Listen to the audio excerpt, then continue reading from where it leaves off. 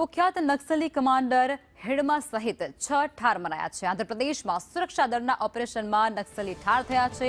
આ મોટા સમાચાર સામે આવી રહ્યા છે। નક્સલી કમાન્ડર હિડમા પાછળ ₹1 કરોડનું ઇનામ પણ જાહેર કરવામાં આવ્યું હતું। દરભા ખીણ હત્યાકાંડ સહિત 26 જેટલા મોટા હુમલાનો તે આરોપી છે। 26 મોટા હુમલાઓનો માસ્ટર માઇન્ડ હોવાનો આરોપ તેના પર હતો અને તેને જ લઈ ₹1 કરોડ સુધીનો ઇનામ તેના પર રાખવામાં આવ્યો હતો।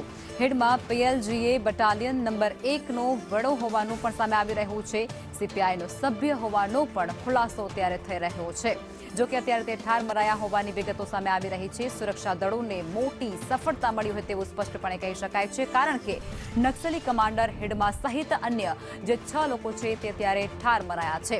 સૌથી મોટી વાત અહીં એ છે કે હિડમા ઉપર ₹1 કરોડથી પણ વધારેનો ઇનામ સરકાર દ્વારા જાહેર કરવામાં આવ્યું હતું અને આખરે આંધ્રપ્રદેશમાં જે સુરક્ષા દળ ઓપરેશન કરી રહ્યું હતું તેમાં તેમને મોટી સફળતા મળી છે અને હિડમાને ઠાર કર્યો છે।